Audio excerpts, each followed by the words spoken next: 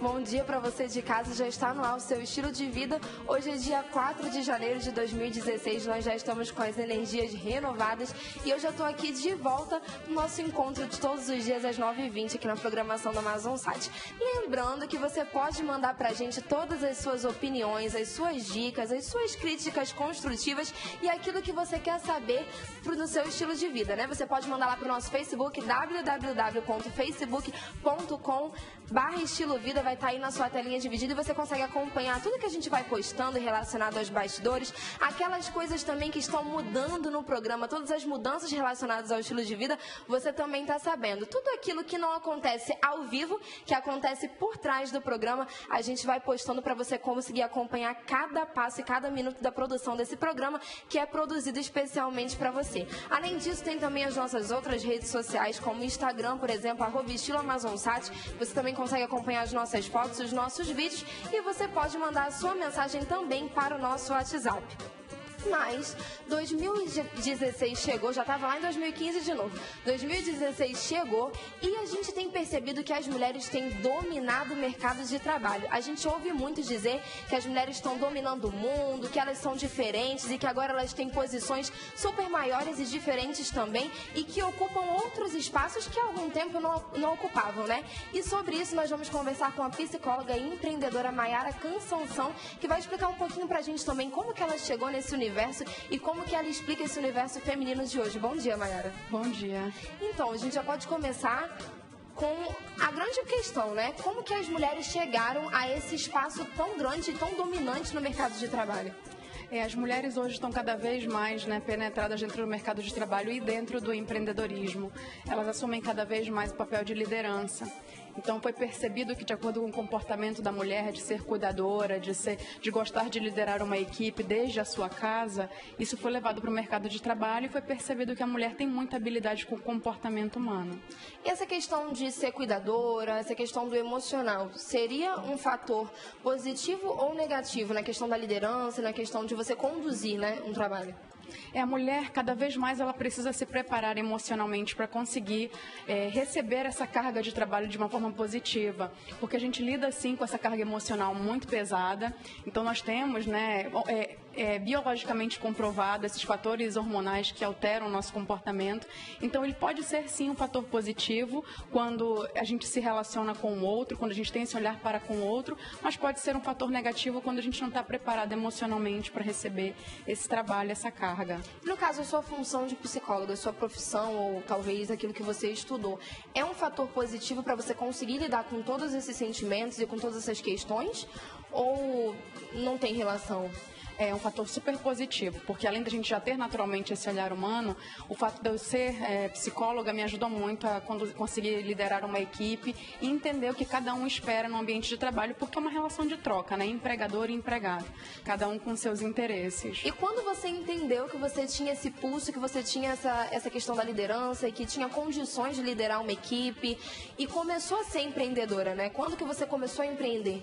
Na realidade, eu tinha uma liderança natural e eu não sabia. Quem percebeu isso foi o meu chefe. Enquanto eu era funcionária do distrito, eu trabalhei 8 anos no distrito industrial, e ele me chamou e falou: você está no lugar errado, você deveria empreender. No primeiro momento eu achei aquilo um insulto, falei, puxa, ele está dizendo que o meu lugar não é aqui, mas depois eu entendi que ele conseguiu perceber algo que eu não tinha percebido. Então, quando eu abri a minha empresa, eu cada vez mais gostei e me interessei por esse universo. Digamos que o bichinho do empreendedorismo me picou e desde então eu não quis mais fazer outra coisa. É interessante que essa questão do você estar no lugar errado, a gente já lida desde muito cedo. Às vezes a gente está no ensino médio e aí os professores já começam a dizer: nossa, você vai escolher isso para a faculdade, mas você está fazendo uma escolha um pouco errada, você deveria fazer outra escolha, né? Outro tipo de escolha. E então é possível perceber esses traços já desde muito cedo. É possível, e eu trabalho inclusive na psicologia com orientação profissional. E eu faço orientação profissional com os meus funcionários para poder perceber se eles estão no lugar certo, porque muitas vezes não é o lugar onde eu quero que eles estejam, é o lugar onde eles têm mais habilidade para estar e têm mais perfil. Quem tem perfil de vendedor não tem perfil de comprador, quem tem perfil de financeiro não tem perfil de RH. As pessoas têm condições de perceber esse perfil sozinho? Ou elas precisam, por exemplo, de um direcionamento, que é o que você faz naturalmente, né? Muitas pessoas precisam perceber que tem essas habilidades. Elas começam percebendo por aquilo que elas não gostam de fazer. Então, o que elas não gostam de fazer é fator determinante para aquilo que elas gostam. E quando elas têm dificuldade, a orientação profissional através da avaliação psicológica é um recurso bem interessante, porque aí te dá todo um direcionamento dentro das tuas habilidades, lembrando sempre que qualquer ser humano é passível de desenvolvimento. Então, você pode gostar de uma área e não ser tão bom nessa área, mas você pode se desenvolver. Normalmente, a pessoa tem um tipo de habilidade ou ela pode ter vários tipos de habilidade, diferentes tipos de habilidade?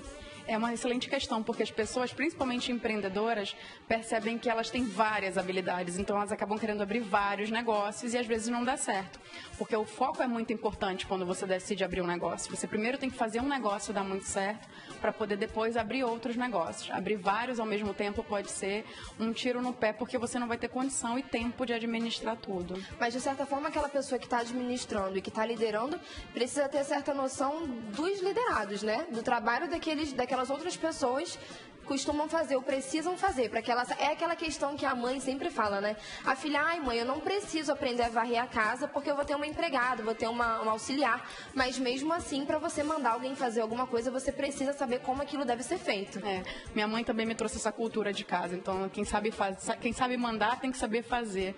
E é exatamente isso, você tem que saber do trabalho para poder saber exigir o que o outro tem que fazer. Por isso é interessante que a pessoa trace um caminho, que ela comece em determinada função e aí ela vai crescendo a partir disso.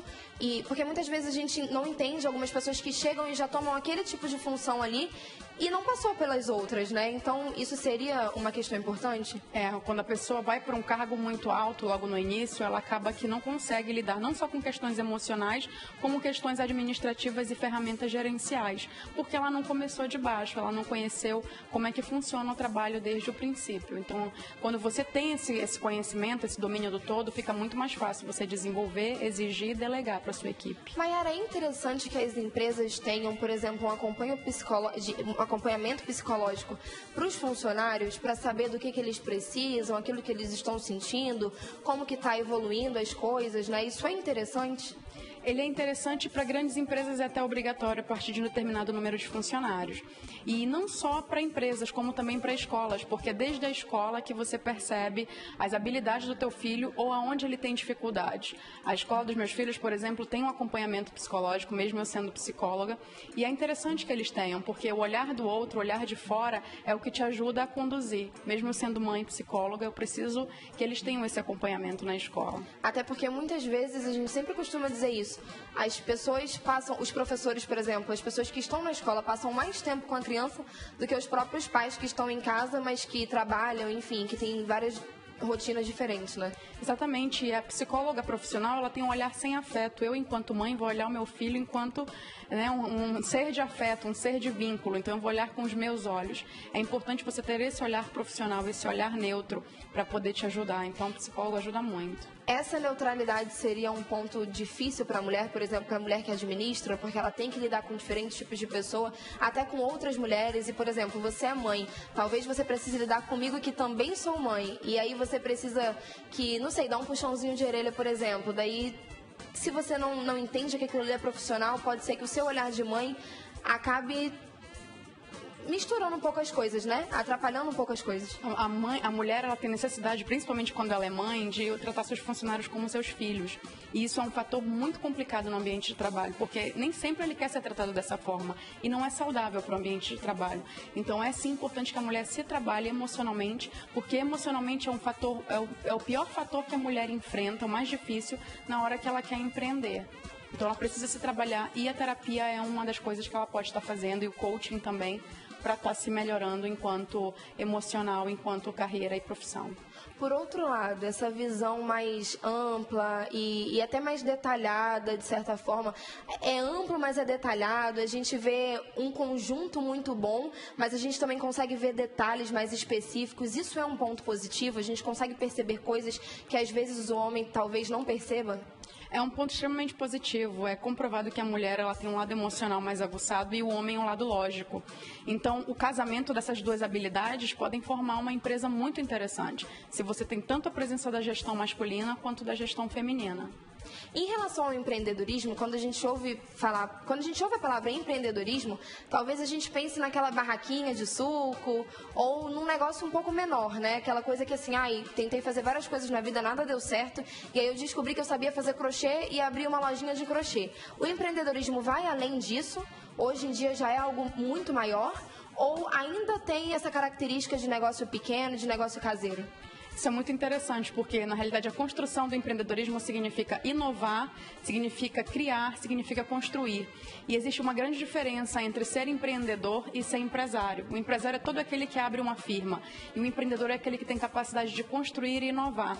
E existe uma outra diferença, que é o sobrevivente. Então, existem pessoas que trabalham com crochê e com bordado só para sobreviver, só para conseguir ter aquele pão de cada dia. E existem pessoas que trabalham com crochê e bordado, pensando em grande escala, pensando em indústria, pensando em fornecer isso para mais pessoas. Aí sim a gente está falando de empreendedorismo, porque um dos fatores do empreendedorismo é você ganhar dinheiro com isso.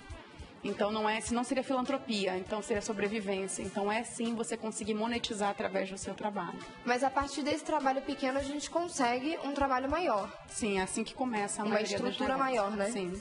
E quando eu decido ser empreendedora, quando eu decido fazer alguma coisa, abrir algum negócio, eu preciso de que tipo de acompanhamento? Um contador é um fator-chave, né, um profissional-chave, mas eu sempre recomendo quem quer começar a empreender e não tem muito recurso para isso, procurar o Sebrae, que ajuda muito o microempresário. E se você vai começar um negócio muito pequeno, existe o empreendedor individual, que é uma empresa com o teu nome, que te permite ter apenas um funcionário. E aí, à medida que a tua empresa vai crescendo, você vira um micro, um pequeno porte, até uma empresa de grande porte, dependendo do teu faturamento, da tua estrutura.